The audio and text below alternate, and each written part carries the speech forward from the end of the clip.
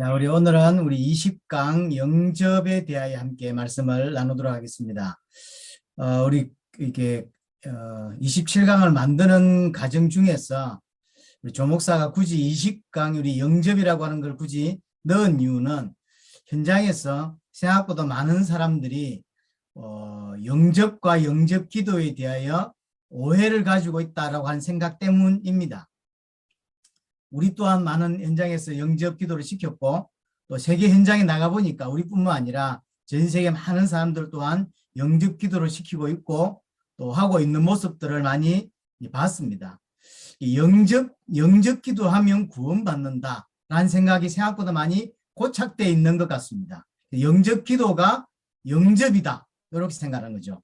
영접이어야 되는 것이지 영접 기도가 영접은 아닌데, 그래서 영접 기도가 영접을 대체해가고 있다는 생각을 어느 순간부터 사실은 들게 되었고 보게 되었던 것 같습니다. 심지어는 우리에게 영접 기도를 따라한 그 사람에게 당신은 영접 기도했기 때문에 이제 당신은 하나님의 자녀고 당신은 구원받았다라고 확신까지 심어주고, 혹시 교회 못 나와도 돼요라고 말하면 당신 하나님 자녀가 되었다라고 이게 교회는 나중에 나오고 뭐 이렇게 뭐 잘못된 확신까지 심어주고 또 축복까지 해주는 일들이 일어나죠. 그래서 구원받지 않았는데 구원받았다라고 착각하게 만들고요. 또한 받는 사람은 그렇다 치더라도 말하는 사람조차도 실제로 영접 기도로 따라했다고 하는 사실 때문에 저 사람은 구원을 받았어라고 생각하고 이제 메시지를 전하는 이런 상황이 벌어졌습니다. 신분이 바뀌지 않았는데 바뀌었다고 치고 메시지를 계속하게 되는 거죠. 성장에 대한 메시지를 하는데 바뀌지 않았는데 그 메시지는 도움이 되지 사실 않습니다. 그래서 어떤 사람이 흔들린다라고 말할 때 자꾸 흔들린다고 하면 이 사람이 구원받았는지 안 받았는지 우리는 사실 모릅니다. 혹시 이 사람이 목사를 할지라도, 혹시 이 사람이 오랫동안 교회를 다녔던 사람이라 할지라도 흔들린다고 할 때 우리는 자꾸 확신을 심어주는 쪽에다 포인트를 자꾸 두죠. 사람이 흔들릴 수 있어? 뭐 안 흔들리는 게 그게 이상하지? 이러면서 많은 사람이 착각을 하는 것 같아요. 그게 아니라 상관없이 이 사람의 신분과 연령과 상관없이 복음을 들려줄 수 있어야 되고, 복음을 들으면서 이 사람이 스스로 확신을 갖게 하든지 하나님의 은혜를 주시든지 이렇게 해야 되는 것이지, 우리가 자꾸 하나님 입장에서 영접했으니까 또는 교회를 오래 다녔으니까 구원받았다고 하는 확증을 시켜주놓고 그 다음 뭔가 진행을 하게 되죠. 그건 잘못됐다고 생각이 들어집니다. 처음부터 그런 생각 든 건 아니지만 이제 이게 어느 순간부터 많이 고착화되어지는 것 같습니다. 한 작년인가에 작년 초인가 모르는 사람이 전화가 이제 하나 왔는데, 이제 자기 말로는 우리 교회 유튜브를 보고 전화를 했다는 거죠. 잘 모르겠어요. 그게 실제인지 거짓말인지. 한번 오겠다고 했는데 이제 안 왔으니까요. 이분이 여하튼 우리 메시지를 듣고 전화를 했다고 하면서 처음 질문이 뭐였냐면 영접 기도를 어떻게 생각합니까? 라는 질문이었어요. 굉장히 당황스러웠어요. 보통 그렇게 질문하지는 않지 않나요? 처음 전화해가지고 목사님이십니까? 물어놓고 그러고 이제 첫 질문이 영접 기도를 어떻게 생각합니까? 라고. 그래서 이제 영접과 영접 기도는 다르다. 하지만 이제 전화상으로 그 긴 설명을 할 수가 없다. 제가 교회 유튜브 보셨다고 하니까 그게 이렇게 어떤 게 들어가면 그 설명이 되어 있는 게 있으니까 참고해라 이렇게 설명한 적이 있습니다. 일반 사람들조차도 사실은 영접 기도와 영접이 상당히 좀 혼란을 갖고 있는 게 사실인 것 같고요. 세계 현장을 다니면서 지금도 기억합니다. 파나마에서 제가 이제 몇백 명 모인 곳에서 메시지를 했고, 이제 마지막에 영접 기도를 따라하게 할까 하다가 제가 한참 그때 이제 많이 갈등을 하고 있을 때이기 때문에 영접 기도를 시켜야 되나, 이게 맞는 건가 라는 생각을 가지고 하고 있을 때여서 영접 기도를 따라하지 않게 하고 그냥 끝냈죠. 그러니까 그 현장에 있던 현지인 목사님이 바로 올라와서 바로 영접 기도를 시키더라고요. 그래서 뭐 그러고 말았는데, 이제 우리만의 고민이 아니라 전 세계 안의 고민인 것 같습니다. 선교 단체로부터 많이 시작된 것 같습니다. 그래서 이제 이거 선교 단체로 시작됐던 이것이 어느 순간부터 일반화되어졌고요. 원래는 좋은 의미로 시작되었습니다. 이 사람의 말씀을 듣고 하나님을 받아들이고 예수님을 그리스도로 받아들일 수 있도록, 그래서 믿을 수 있도록 돕기 위해서 이제 시작했던 게 영접 기도였으나, 영접 기도가 마치 영접인 것처럼 이것이 흘러가 버리게 되었고, 이것이 이제 많이 고착화되어 버렸습니다. 그래서 조 목사의 말을 빌자면, 어느 나라에서는, 어떤 곳에서는 사람을 지옥 보내는 기도다라고까지 표현을 한다고 하지 않습니까? 왜냐하면 영접 기도 한번 따라한 것이 곧 영접이다, 곧 구원이다라고 이제 이게 일반화되어 버린 거죠. 그리고 영접 기도 했어? 그러면 구원받은 거야. 하나님의 자녀가 되었어? 라고 만들어져 버린 거죠. 그래서 구원받지 않았는데 영접 기도 따라한 것 때문에 구원받았다고 착각하게 하고, 결국 복음을 들을 수 있는 길을 막게 만들고 지옥 가게 만드는 기도문이다라고까지 했던 단체에서는, 어떤 사람들은 이야기를 하기까지 이제 가버리게 된 거죠. 그래서 나온 게 우리 가에 영접이라는 게 들어오게 된 것입니다. 전도 현장에서 영접 따라 했는데요 라는 사람들을 의외로 많이 만날 수 있고요. 어떤 사람들은 뭐 200번씩 했다는 사람도 있지 않습니까? 그렇게 영접 기도를 많이 따라 한 거죠. 여기서도 하고 저기서도 하고, 그 대상으로 따지자면 하루에도 몇 번씩 영접 기도를 따라 했던, 왜냐면 저기서 영접 기도 하라고 했더니 이곳에서도 따라 하라고 해서 하고, 하루에도 몇 번씩 하는 그것이 영접인 것처럼, 그래서 이제 많은 혼란을 사실은 가지고 이제 있게 됩니다. 자, 그럼 영접이라고 하는 것, 성경에 나와 있는 영접하다라고 하는 이 단어는 헬라어로 람바노라고 하는 거죠. 람바노. 우리가 생각하는 모셔드린다라는 개념 정도가 아니라는 거죠. 예, 붙잡는다 또는 취한다. 이게 딱 붙잡는 거, 안 놓는 거 있죠. 붙잡고 안 놓는 거, 내 것으로 딱 취하는 거. 또 누군가의 삶을 붙들거나 잡는 거, 끝까지 붙드는 거, 이걸 영접이라 그래요. 근데 우리는 그렇게 생각하지 않죠. 람바노가 쓰인 구절 몇 가지를 좀 먼저 보면, 마가복음 10장 38절에 예수께서 이르시되 너희는 너희가 구하는 것을 알지 못하는도다. 내가 마시는 잔을 너희가 마실 수 있으며 내가 받는 세례를 너희가 받을 수 있느냐 할 때, 받는다, 받는 세례를 그랬죠. 받는다라는 단어가 람바노예요. 고린도전서 9장 25절에 이기기를 다투는 자마다 모든 일을 절제하나니 그들은 썩을 승리자의 간을 얻고자 하되, 얻고자, 이게 람바노고요.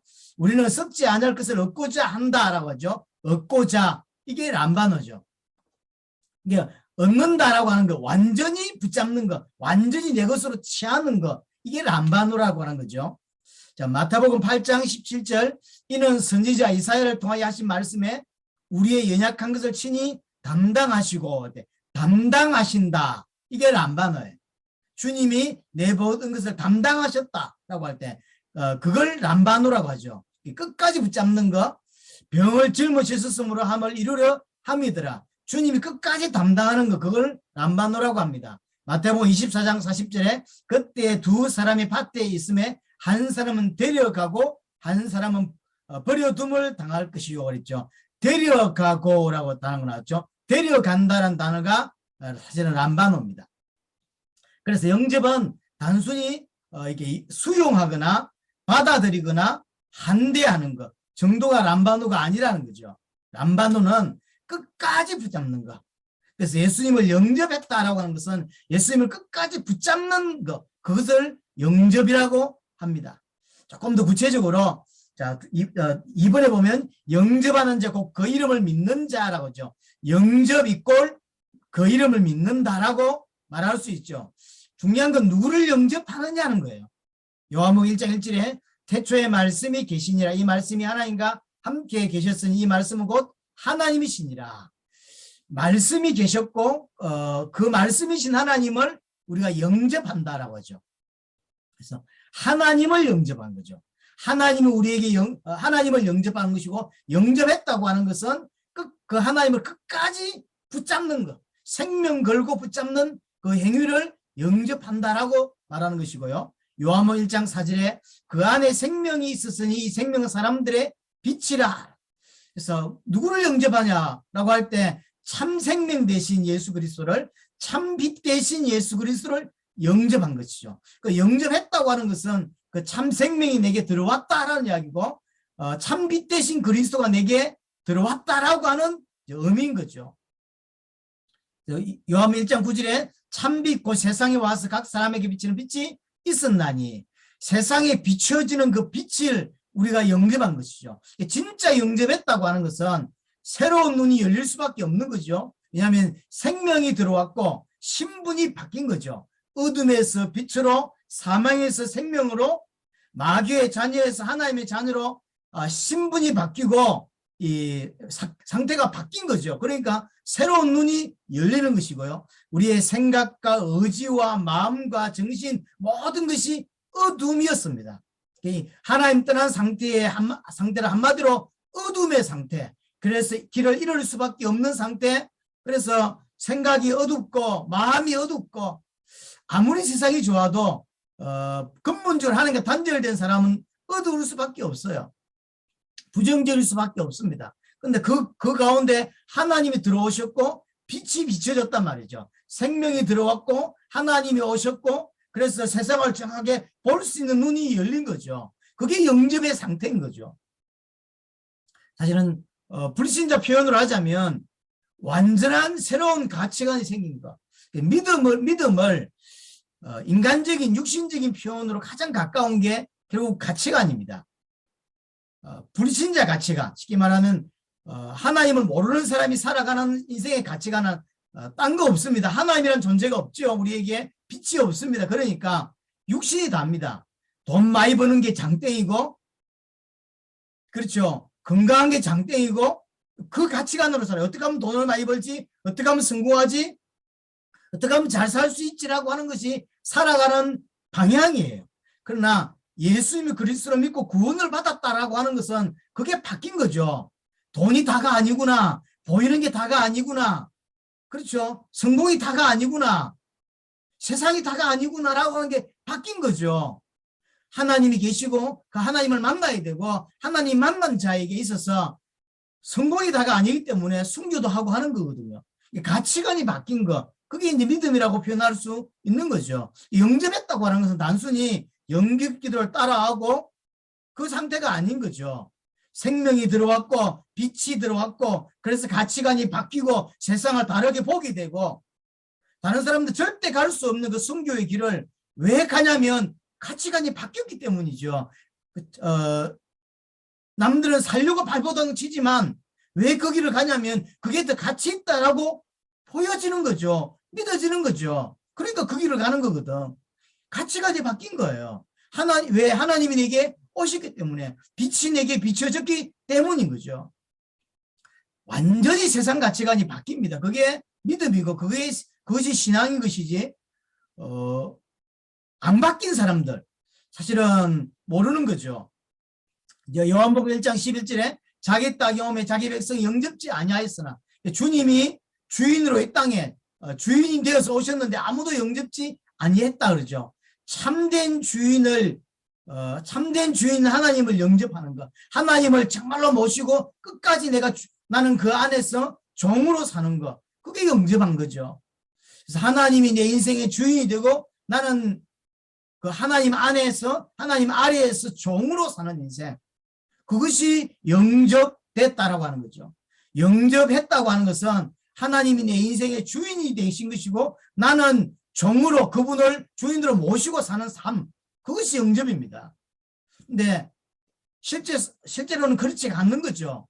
교회 오랫동안 다니면서도 또는 직분을 가지고 있으면서도 자신이 주인이고 자신이 왕이고 그렇게 사는 사람들이 너무 많습니다. 정확히 말하면 영접이 안 된 거예요.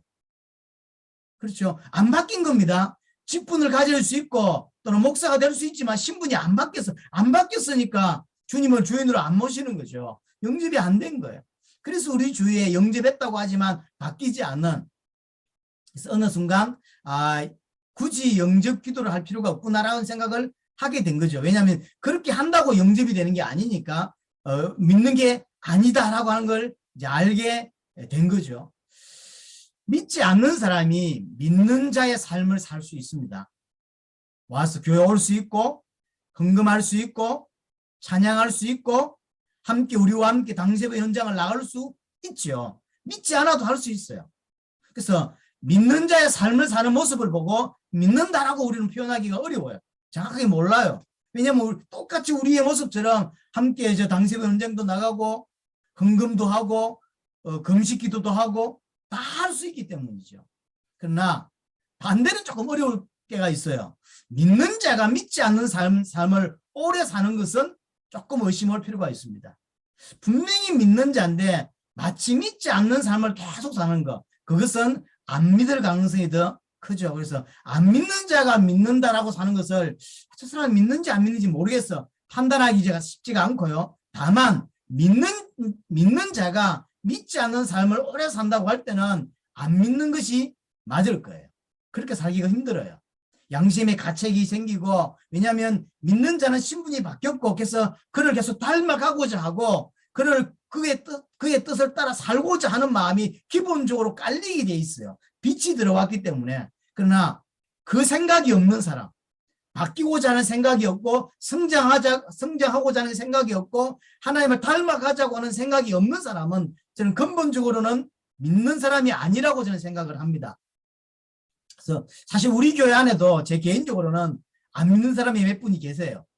근데 당신은 안 믿어 이렇게 말은 안 하죠. 하지만 계속 메시지 속에서 믿는 것과 안 믿는 것을 계속 구별해서 계속 제가 설명할 때가 있어요. 그 사람 들으라고 하는 소리인데 그 사람 일수로 안 듣죠. 잘. 눈 감고 있고 그래서 안 듣습니다만 여하튼 뭐 제가 할 수 있는 일은 아니니까 하나님이 하셔야 되는 일이니까 여하튼 듣기는 해야 되니까 여하튼요 교회 안에 와 있는 많은 사람 무리들 중에서 분명히 믿지 않는 사람이 있다고 하는 사실이죠.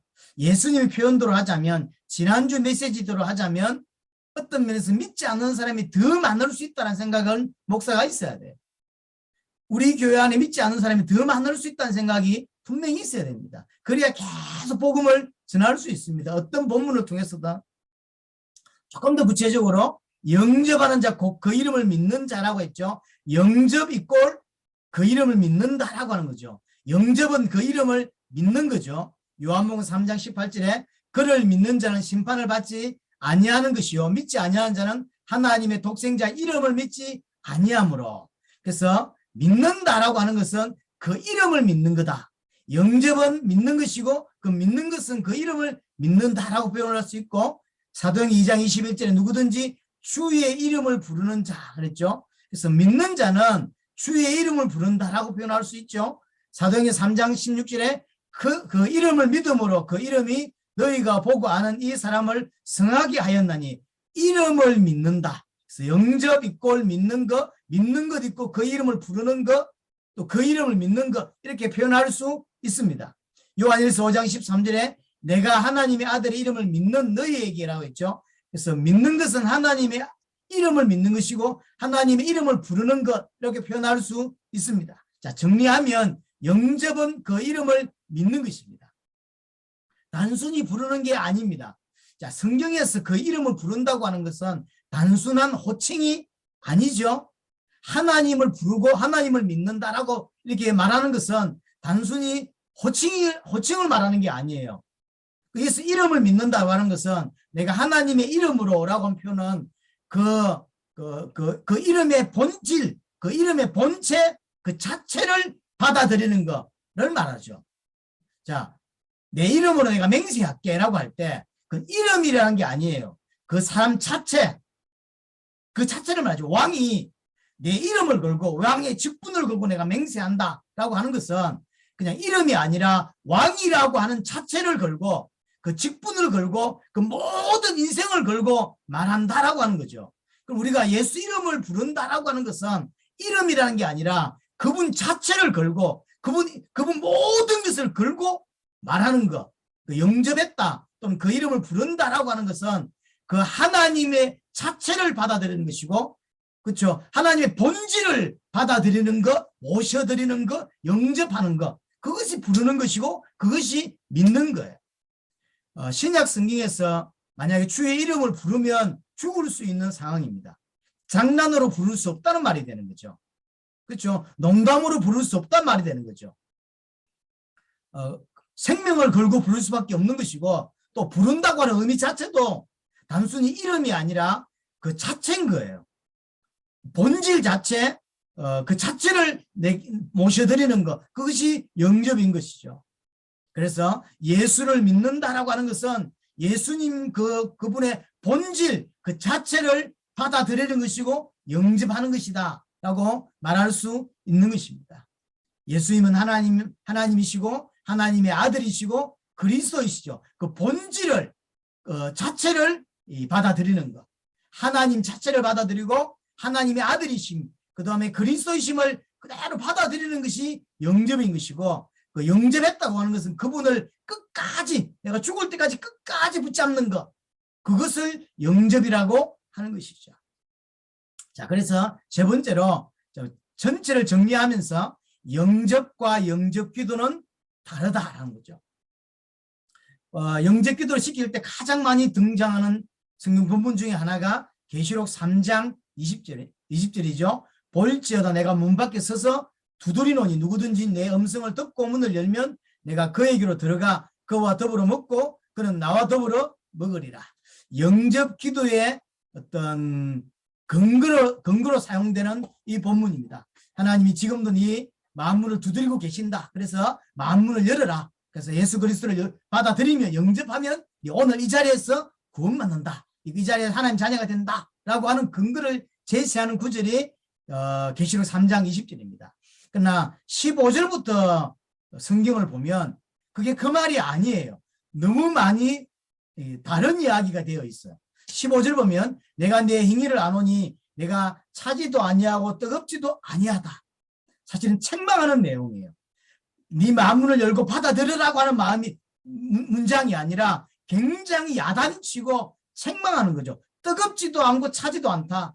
그래서 네가 차든지 뜨겁든지 해라. 16절에 내가 이같이 미지근하여 뜨겁지도 아니하고 차지도 아니하니 내 입에서 너를 토하여 버리겠다.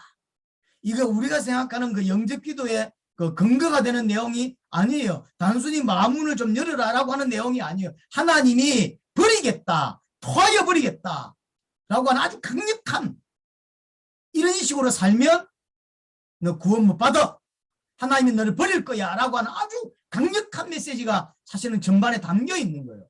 지금 이 사람들이 신앙생활을 어떻게 하고 있냐면 미지근하게, 차갑지도 않고 뜨겁지도 않고 믿는 것도 아니고 안 믿는 것도 아니고, 이런 삶을 굉장히 책망하는 내용이죠. 그러면서 16절 마지막에 토하여 버리겠다. 지금 교회를 보고 하는 거예요. 불신자를 보고 하는 것이 아니라 17절에 내가 말하기를 나는 부자라 부유하고 부족한 것이 없다 라고 말하죠. 이 대상자들이 아마 돈이 있고 상당히 좀 여유가 있는 사람이었던 것 같아요. 그러니까 나는 부자하고 여유가 있고 부족한 게 없고 예수도 믿고 나는 모자란 게 없어 이렇게 생각한 것 같죠. 그러니까 하는 말이죠. 네 공고한 것과, 근데 반대로 하나님은 뭐라고 표현하냐면 공고하고 가련하고 가난하고 눈이 멀었다. 그리고 가진 것이 아니라 벌거벗었다. 근데 알지 못한다는 거죠.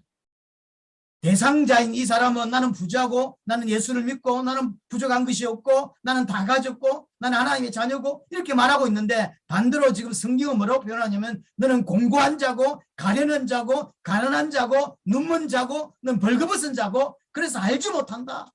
정확하게 알지 못한다. 18절에 그래서 내가 너를 권하노니 내게서 불로 연드는 금을 사서 눈을 발라 보게 하라. 금을 사서 눈에 발라서 눈을 뜨라는 거죠. 네가 가진 신앙이 뭔지 눈을 뜨라. 그래서 굉장히 강하게 야단치는 거예요. 그러면서 19절에 물론 내가 사랑하는 자를 책망하여 징계하노니 그러면 내가 열심을 내라 회개하라. 한마디로 정신을 차려라.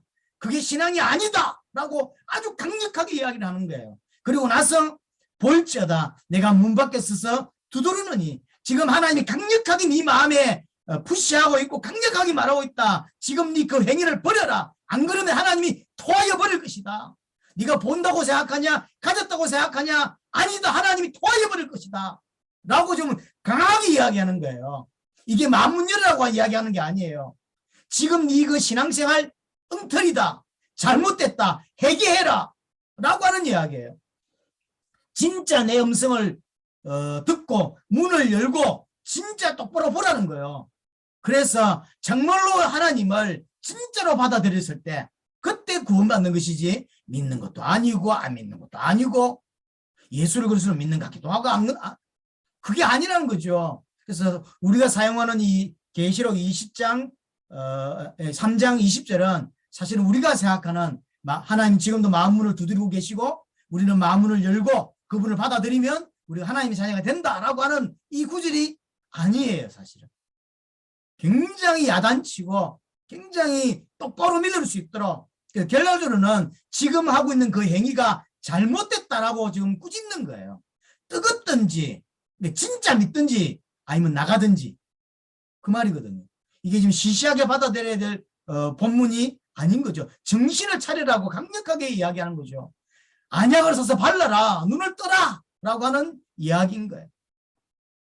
또 계시록 3장 20절만큼 많이 쓰는 본문 중에 하나가 로마서 10장 9절 10절이죠. 네가 만일 내 입으로 예수를 주로 시인하며 또 하나님께서 그를 죽은 자 가운데서 살린 것을 내 마음에 믿으면 구원을 받는다라고 하면서 10절에 사람이 마음으로 믿어 의에 이르고 입으로 시인하여 구원에 이르느니라. 그래서 입으로 시인하는 게 너무 중요하다라고 이제 주장을 하고 영접기도를 따라하게 하죠. 아까도 말씀드렸듯이 영접기도를 따라하게 하는 것은 이 사람이 고백하게 하고 믿게 하려고 돕자고 한 것인데 영접기도가 마치 영접인 것처럼 이게 잘못 빗나가게 된 것이죠. 그래서 입술로 고백하기만 하면 하나님 내 마음문을 엽니다. 지금 오시옵소서라고 고백하기만 하면 구원받은 것이냐 되는 그건 잘못된 것이죠. 8절에 보시면 사실은 9절 10절보다 더 중요한 것이 8절이에요. 그러면 무엇을 말하느냐? 말씀이 내게 가까워 내 입에 있으며 내 마음에 있다 하였으니 이 상태에서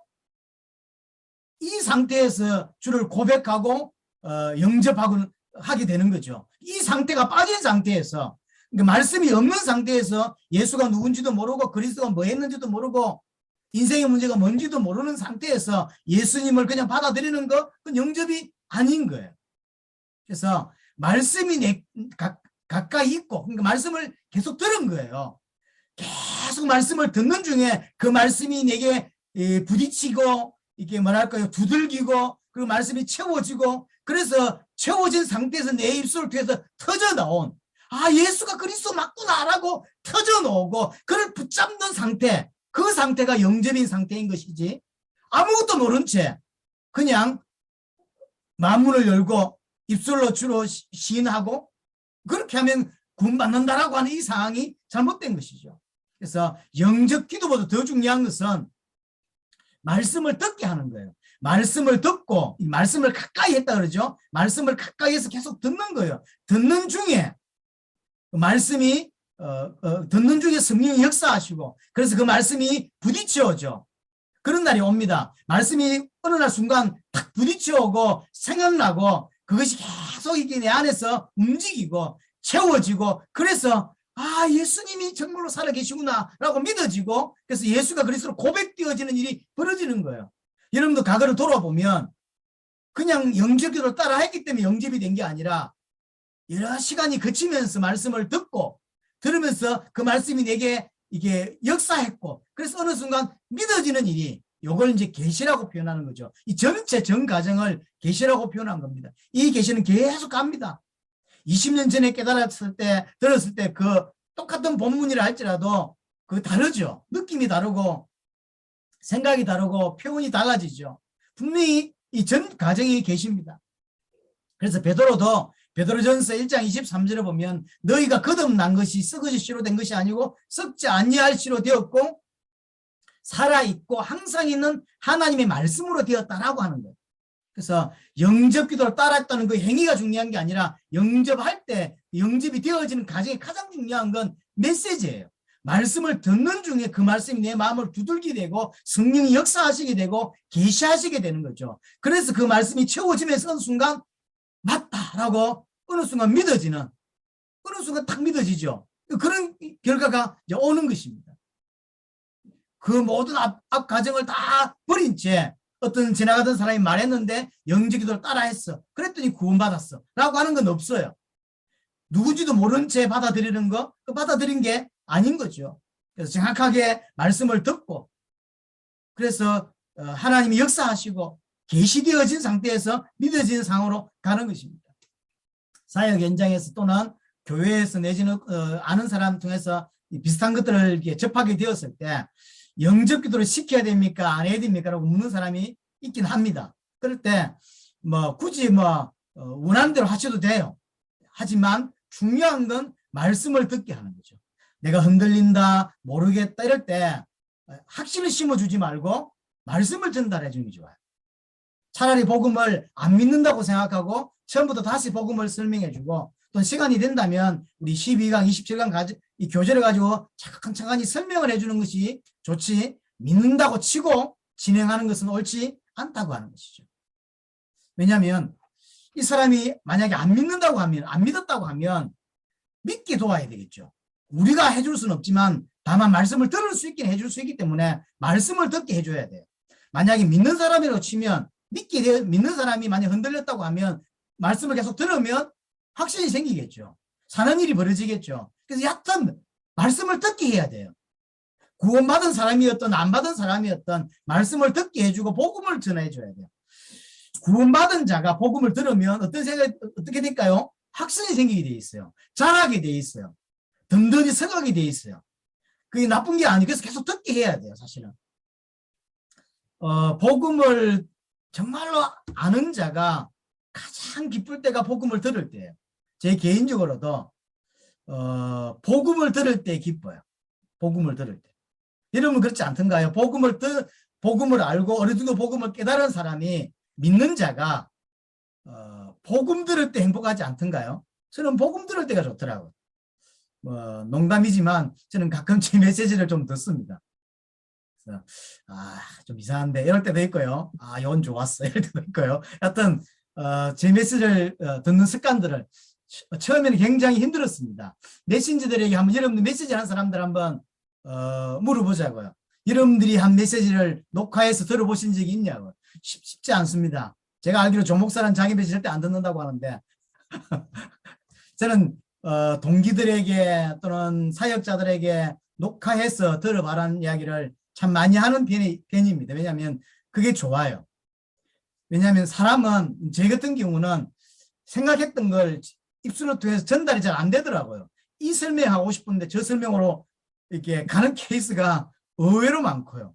설명을 잘했다고 생각했는데 잘 안 될 케이스도 참 많죠. 여하튼 도움이 분명히 된다고 생각합니다. 그래서 자꾸 딴 데로 가는데요. 복음을 받은 사람일수록 복음이 참 좋아요. 그렇죠. 그래서 당세복 현장에 해외 나가면 그 한 달 내 어떤 때는 6주 계속 이게 주구장창 어떤 때는 한 5, 60번씩 듣는 것 같아요. 한 5주 나가 있는 동안에. 근데 그게 엄청난 무기가 돼. 엄청난 무기가 되는 것 같아요. 그래서 이렇게 성장했던 그 베이스가 뭐냐라고 할 때 그런 현장인 것 같아요. 한번 한 달 따라갔다가 집회를 한 5, 60분 하면서 얼마나 듣게 되었는지 다양한 메신저를 통해서 이렇게 저렇게 똑같은 표현인데도 표현만 다를 뿐이지 같은 이야기잖아요. 그게 굉장한 무기가 되었어요. 그럴수록 더 확신이 와요. 이게 맞다라고 하는. 그게 믿는 자죠.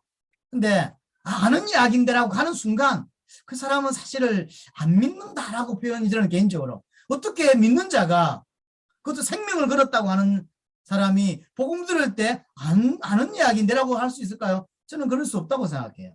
근본적으로 체크해 볼 필요가 있습니다. 자, 로마서 10장 13절에 17절입니다. 누구든지 주의 이름을 부르는 자는 구원을 받으리라. 그런즉 그들이 믿지 아니한 자는 어찌 부르리요? 듣지도 못한 이를 어찌 믿으리요? 전파하는 자가 없이 어찌 들으리요? 본드심을 받지 아니하였으면 어찌 전파하리요? 기록된 바 아름답도다 좋은 소식을 전하는 자들의 발휘함과 같으니라. 주의 이름을 부르는 자는 구원을 받는다라고 13절에 이야기하죠. 그래서 그냥 부르면 입술로 고백하고 부르면 구원받는 거다라고 주장을 하는 것 같습니다. 그러나 그게 그렇지가 않죠. 오늘 내용 전체를 보면 주의 이름을 부르면 구원을 받는데 주의 이름을 부르려면 믿어야 부르죠. 그게 14절이죠. 믿어야 부르죠. 믿으려면 들어야 되고, 들으려면 전파해야 되고, 전파하는 이가 없는데 보내심을 받지 않는데 어떻게 전파하고, 이 과정이 있는 거죠. 그래서 보내서 전파하고, 전파해서 듣게 하고, 듣게 해서 믿게 하고, 믿게 했으니까 이렇게 고백할 수 있다, 부를 수 있다라고 하는 의미예요.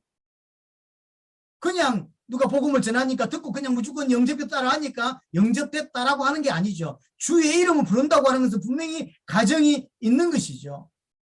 의미를 모르는데 어떻게 부를 수 있냔 말이에요. 따라 할 수 있습니다. 영접기도로. 그러나 그거는 부른다고 표현할 수 없죠. 아까 말했습니다. 부른다고 하는 것은 그분의 자체를 모셔드리는 것, 그분 자체를 받아들이는 것, 그 본질을 모셔드리는 게 영접이라고 부른다고 이야기를 했습니다. 그래서 그러려면 계속 들어야 돼요. 말씀이 들려야 되고, 말씀이 들렸을 때 부를 수 있고 믿을 수 있는 것이죠. 그래서 의미도 모른 채 부르는 것은 믿는 것이 아니고 영접한 것이 아닌 것입니다. 구원받았다고 말할 수 없습니다. 16절에 보면 그러나 그들이 다 복음을 순종하지 아니하였도다. 분명히 부르는 자 중에서 복음에 순종하지 않는 자들이 있는 거죠. 그래서 말하는 겁니다. 누가 믿었다고 하였냐. 분명히 부르는 자 중에서 순종하지 않고 있는 거죠. 그래서 누가 그걸 보고 믿었다고 말했냐는 거예요. 믿는다고 말하고 부른다고 하지만 실제로 믿지 않는 자들이 많다는 거죠. 영접되지 않은 거예요. 그래서 믿지 않지만 고백할 수 있고 믿지 않으면서도 그렇게 부를 수 분명히 있습니다. 그래서 우리는 그걸 구별할 수 있어야 됩니다. 그 사람의 삶을 통해서 고백을 통해서 구원받는지 안 받는지 분명히 알 수 없지만 중요한 건 그 사람에게 복음이 필요하다고 하는 거죠. 그래서 복음을 들려줘야 돼요. 그래서 듣게 하고 들었을 때 성령께서 역사하셔야만 이 사람이 진짜 자기의 주인으로 자기의 왕으로 모실 수 있는 것입니다. 그래서 17절에 그러므로 그래서 믿음은 들음에서 나며 들음은 그리스도의 말씀으로 말미암는 거죠. 그래서 뭐 해야 되죠? 그리스도의 말씀을 들음으로만 믿음이 생기는 거죠. 그 믿음이 생겨야만 부를 수 있고 부를 수 있어야 고백이 되는 거 아니겠습니까? 그래서 듣는 것만큼 중요한 게 없어요. 가장 중요한 행위는 영접 기도를 따라하게 하는 게 아니에요. 듣게 하는 거예요. 들을 때 성령이 역사합니다. 그래서 말씀을 듣게 해야 됩니다. 직접 하든지 아니면 동영상을 보내서 들어보게 하든지 어쨌든 듣게 하는 게 가장 중요한 거예요. 듣게 하는 것도 그냥 일반적인 설교 말고요. 진짜로 복음을 듣게 해야 합니다. 복음을 듣게 해야 합니다. 자, 요한복음 1장 1절 12절입니다. 자기 땅에 오면 자기 백성 영접지 아니하였으나 영접하는 자 곧 그 이름을 믿는 자들에게는 하나님의 자녀가 되는 권세를 주셨다라고 했습니다. 영접과 영접 기도는 분명히 다르죠. 그래서 영접하는 자 곧 그 이름을 믿는 자. 영접은 그 이름을 믿는 거라 그랬죠. 그 이름을 믿는 것은 그분의 본체를, 그분의 본질을, 그 자체를 받아들이는 것이라고 이야기를 했습니다. 영접은 그분의 이름을 부르는 것이고 믿는 것이죠. 요한일서 5장 1절에 예수께서 그리스도이심을 믿는 자마다 하나님께로서 난 자다라고 하는 표현이 있습니다. 하나님께로서 난 자란 말은 예수를 그리스도로 믿는다는 이야기고, 이 말은 곧 그 이름을 부르는 것, 그 이름을 믿는 거란 말이고, 또 이 말은 영접했다라고 하는 표현인 거죠. 같은 표현이에요. 영접했다는 이야기는 그 이름을 부르고 믿는다는 것이고, 이것은 곧 예수를 그리스도로 믿는다는 것이고, 이것은 곧 하나님께로부터 났다라고 하는 말이 되는 것이죠. 그래서 분명히 영접과 영접 기도는 다르다라고 하는 사실.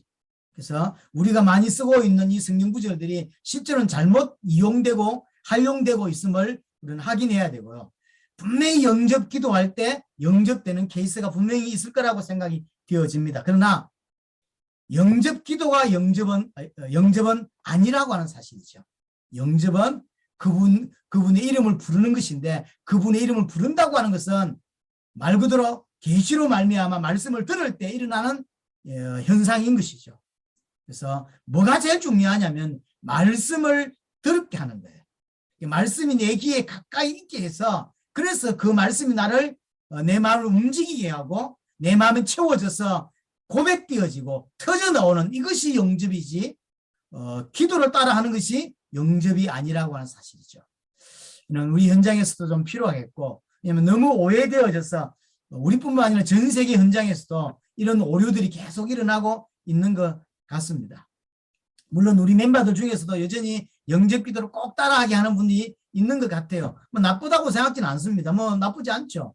믿도록 돕는 가정에 있다고 생각합니다. 그러나 그것이 곧 구원이다라고 표현하는 것은 잘못됐다라고 하는 이야기입니다. 여러분이 사람을 돕고 섬기는 데 있어서 조금 더 도움이 되었으면 좋겠습니다. 감사합니다.